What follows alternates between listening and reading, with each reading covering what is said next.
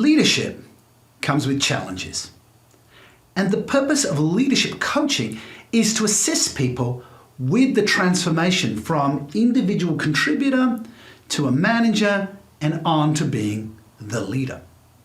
An analogy that has worked well with my coaching clients is the burning house.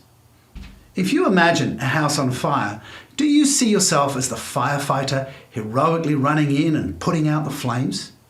Or do you see yourself as the fire captain at the scene of the fire, but directing your loyal firefighters to maximize their impact in putting out the fire? Or do you see yourself as the fire chief, working with the town mayor to get the funds to build more fire stations, get the latest equipment for those stations, and educate the public on fire safety? Too often, managers and leaders are fighting fires. They are reacting to situations rather than thinking and behaving strategically. Too often, managers and leaders get caught up in the adrenaline of the firefighting, and their response to the stress can put everyone else on edge as they metaphorically shout through a megaphone to get everyone else to react and respond. Executive presence, a key leadership skill, requires projecting gravitas and confidence under pressure. Gravitas is about knowing your stuff and remaining calm and unflustered in the face of challenging situations. To quote the poet Rudyard Kipling, to keep your head while all around are losing theirs. As an author and coach on leadership and self-leadership, it is my job to help people transform themselves into the kind of people who can remain calm under pressure and inspire others to do the same. When everything is going well, you can just follow a script. It's when things go pear-shaped that your leadership will be tested. Are you up for the challenge? In this video, I will share 3 strategies that I use when leadership coaching. Strategy number 1 is to recognize your current or default style. Look, the world needs firefighters, but is that the leadership style that is going to get you to a senior leadership or C-suite position? Strategy number 2 is to acknowledge how you handle stress. Are you reactive? Do you get anxious or yell at other people? Or are you able to remain calm, breathe, slow down time so that you can make the best decisions? Just this week, I was executive coaching a partner in a professional services firm. Let's call him Pierre.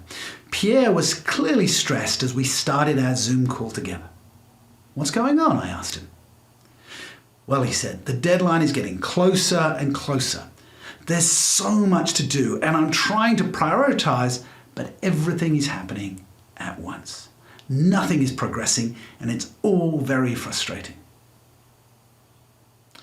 Let me explain something.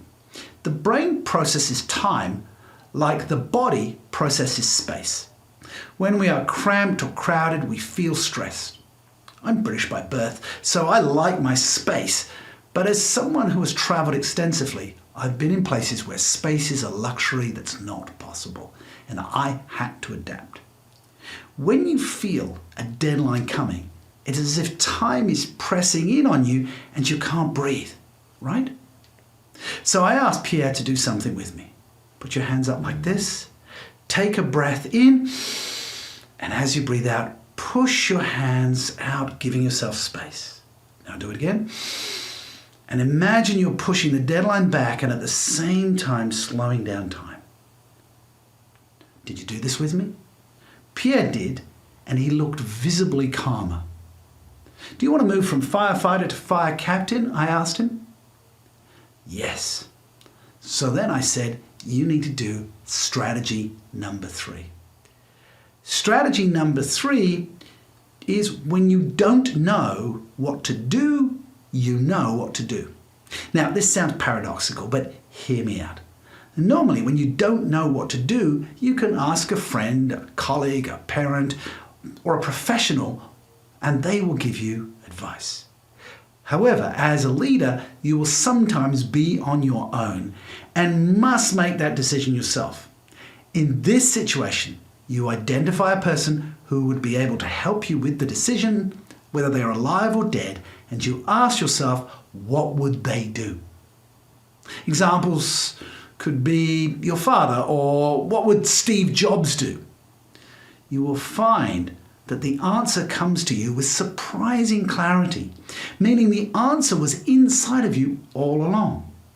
Now, a caveat to this technique is not a substitute for your doing due diligence or research, but leaders must learn to trust their instincts, and this is one way of developing that. Once you are a leader, people notice your behaviors more than you think, so you have to bring your best every day. So there you have it. 3 strategies, 3 coaching strategies to face leadership challenges. Now, if you're ready to accelerate your career to a senior leadership or C-level position, I have a program for that, and you can find more about it in the description below.